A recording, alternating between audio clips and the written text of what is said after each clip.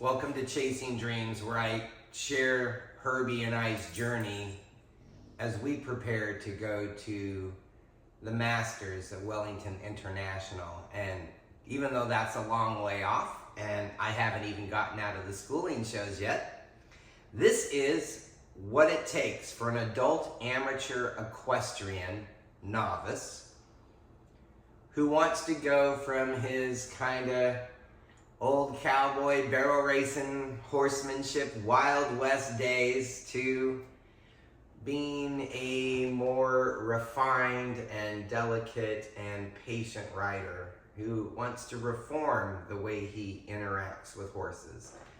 And that's my journey, and I'd like to kind of bring you guys along because I'm having breakfast this morning, and as an adult amateur equestrian, one of the things that I have to worry about is, because I have a history of being severely obese, is that I need to worry about what I eat. And I am a vegan, and I'm a vegan because as a grass eater, I eat exactly like Herbie. Well, I eat things that Herbie can't eat probably, but I eat plants. And as a result of that, my labs are the labs of a 30-year-old male, and they haven't always been that.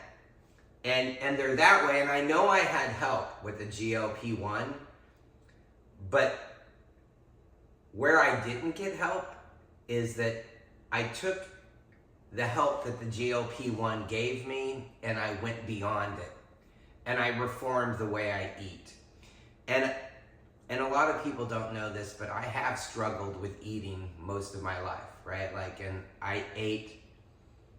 I was a binge eater, and I can lean into binge eating now. You'll see, right now, I'm a little bit thicker than I probably was, over the last summer. I got down, right now I'm in the mid 160s, and last summer I got down to the low 150s. I've been fluctuating and going up, but I've also been doing a lot of physical exercise, right? I have a personal trainer, a virtual personal trainer. I do that hay bales equestrian routine. At least I'm doing that for 12 weeks. And I also have Dr. H at TheraCave, who's my physical therapist.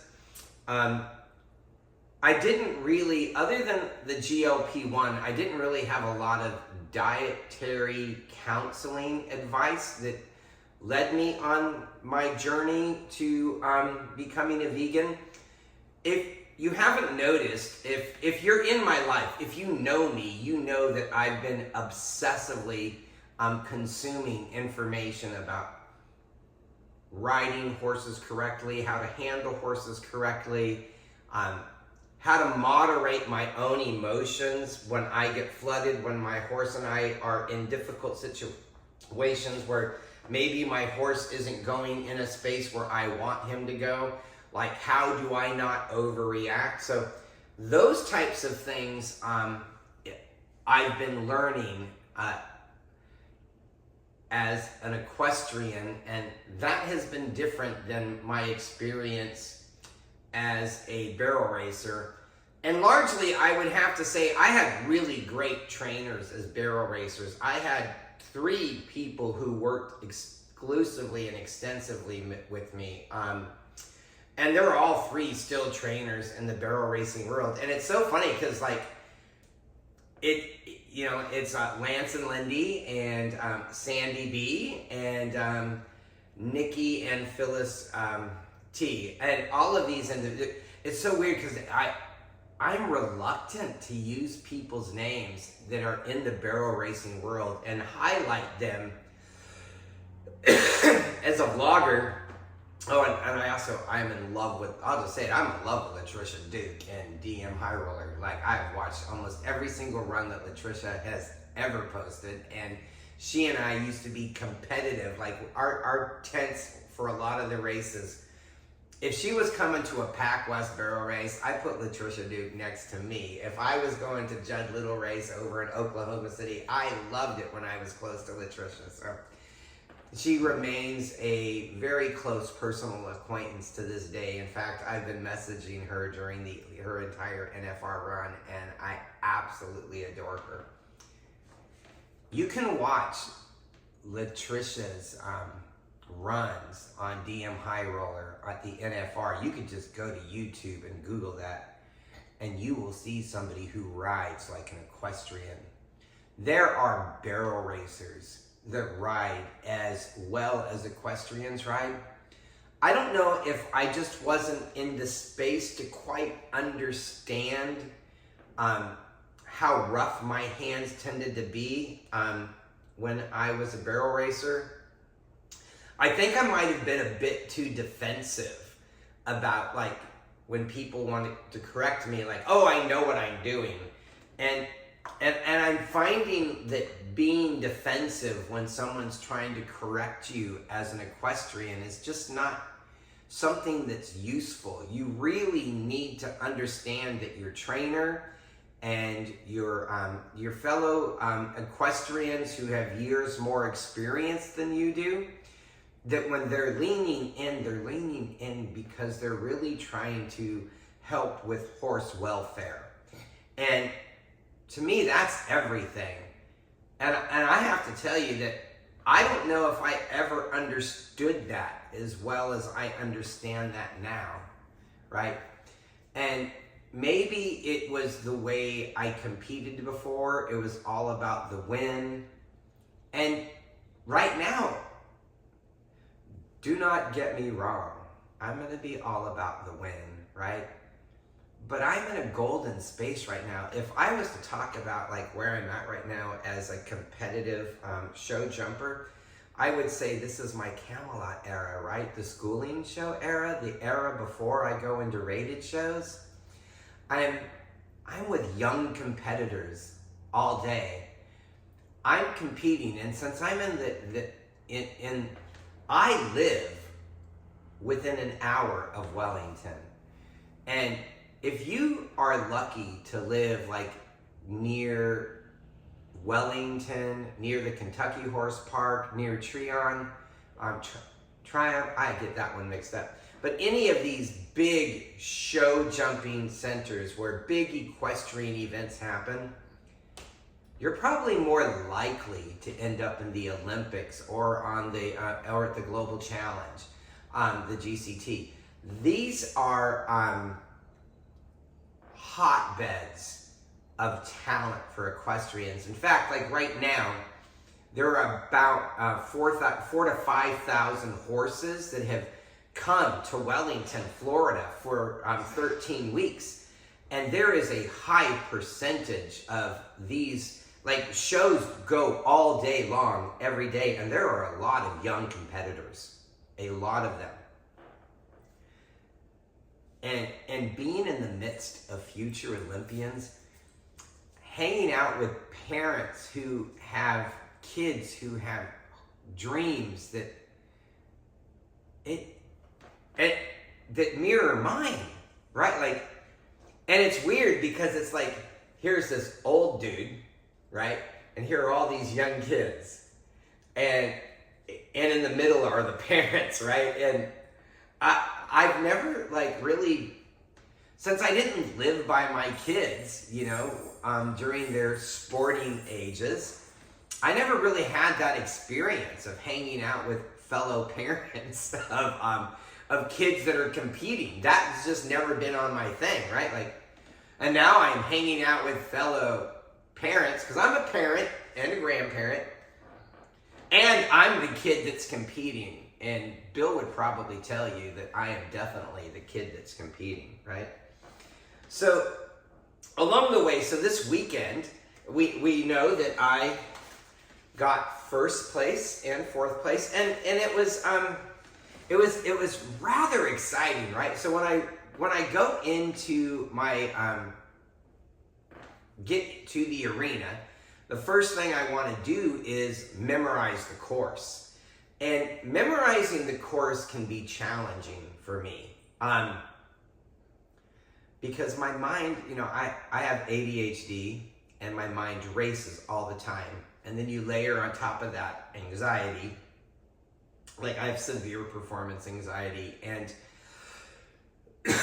and it's probably hard to believe that because like even right now I'm performing in front of you. In fact, I feel like oftentimes in order to be in public with the level of anxiety that I have and with the level of ADHD that I have to be a performer just to step outside my door most days, right? Like I have to put on the face of the person I want to be, because probably the person that I'm struggling with moderating, the aspects of myself that are sometimes uncomfortable, those parts of who I am, I have to keep those areas kind of under control, because if you understand anything like internal family systems and like labeling the different parts of you, and like there are firefighters and there are managers and there are parts of your personality that are in exile, and like and at the middle of all this is the individual self, right? Like, and so as a competitor, or anytime I even walk out the door, I'm generally trying to bring my best self together, my most resilient self, my happiest self, and put that person out there forward often enough so that it kind of helps me to change the narrative of my life. Because there have been long periods of my life where, like, I think I've said before, where I can disassociate from my own happiness. Like, why wouldn't I be happy? Like, I live a very privileged life. And it's interesting because you can have everything and spiral into an individual place of darkness, and then you can meet in people while you're in that space of darkness in your own personal turmoil, and you can completely look at yourself and go, oh my God, this is completely ridiculous that I'm acting this way right now, because there are real hardships going on right now, and the hardships that I'm actually struggling with are of my own making. And maybe I should just get my thighs working, walk out that door, and do something.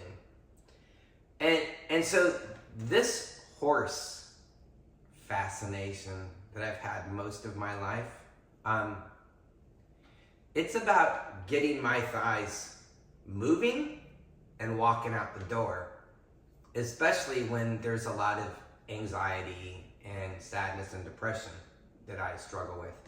It was interesting because one of the moms at the horse show yesterday, after I was bathing my horse, and she said, well, you're always just so happy, and I don't know how you do it. How do you always do just being so happy? I think I have to put on a happy face a lot of the times because I know what sadness can do to me. And if I sit in my own sadness and I share my own sadness and I live my own sadness, I get wrapped up in that story, and it becomes so comforting that I isolate and I stop doing stuff. And I don't think I'm alone in that.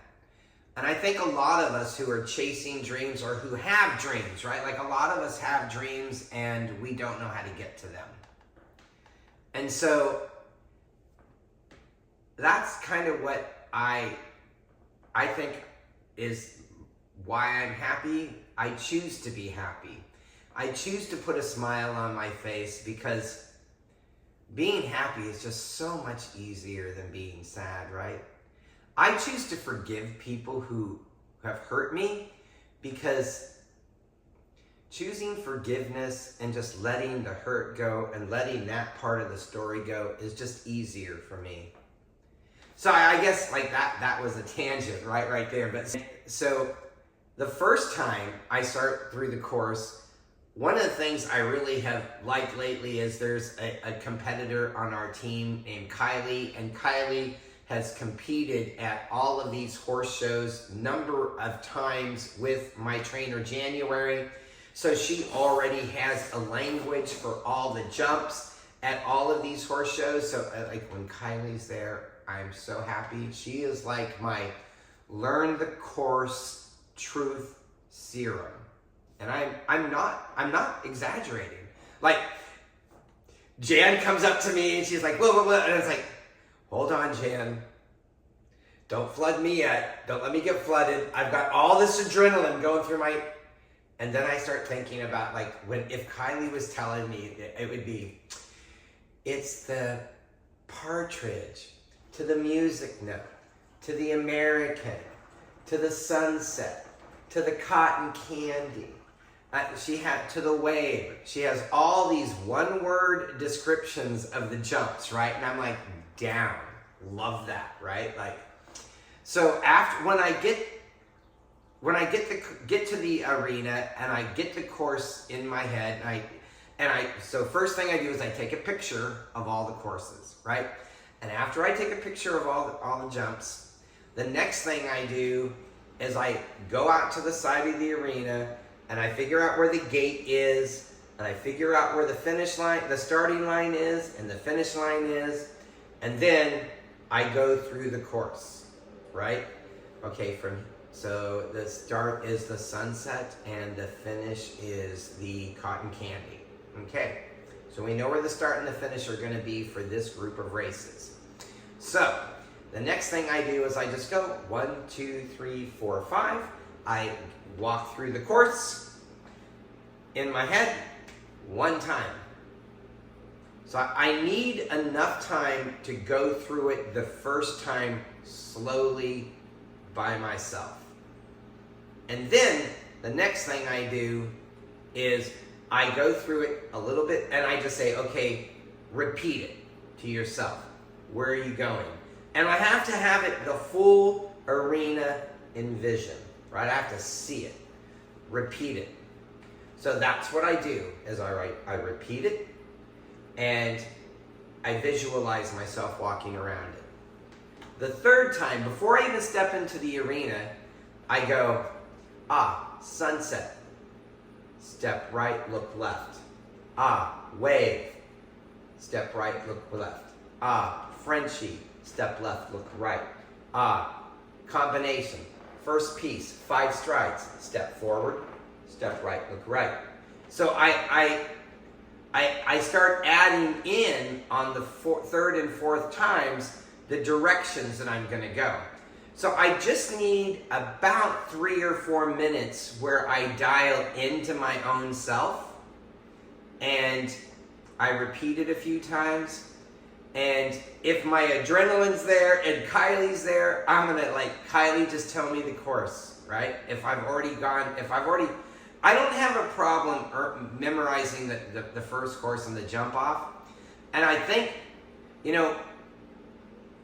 Jan's been hesitant. She doesn't want me to get confused, and I know she's good at that, right? Like, you got to listen to your trainer, but I think I need to at least have the familiarity with courses 3 and 4, especially if I have hours ahead of time, which is what happened yesterday. I had so many hours, right? And so I went into the course yesterday full well knowing that on my first round, right? I went into the course 100% knowing that when I was in there, so after I memorized the course, and then, and I got there by 8:30, and I didn't get on the horse until 2 o'clock. I spent so much time with Herbie yesterday, and usually I don't get a lot of opportunities to just spend a lot of time with Herbie because, I have my private practice as a therapist, and I have my house and my husband and our social life, and I have Herbie. And I give Herbie all of my mornings, but we're actively working together. There's not a lot of hangout time. There was a lot of hangout time where Herbie and I got to walk around, hang out in the big grass pen. Herbie really likes me. Like, everybody around me says, well, Herbie really likes you here. But I have never really felt like Herbie's chosen me yet. Like, he says, oh, you're mine, right? And after spending an entire day at the horse show with Herbie yesterday, I 100% know that Herbie's mine and that I'm his, like that we're a team, right? And maybe you can see that in our rides. So there are some things that I've been doing that are a little bit different. So one of the things that I have figured out in these last couple of rides, and going into yesterday's, on Friday's schooling, the schooling show, and the lessons coming up, and the lessons with my dressage trainer, one of the things I'm starting to pay attention to is that if I feel like I need to generate rhythm and propulsion, like Herbie needs to scoot, right? Like, you know, I used to kick and throw my hands forward. I'm like, what the fuck are you doing? And it's simple.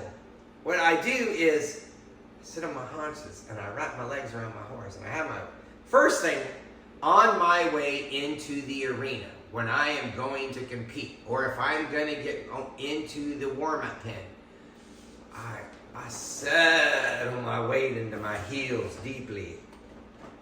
I bring my posture up and I pull my inner calves together, right? Like, and then I let Herbie know, we're going to ask you to do something, right?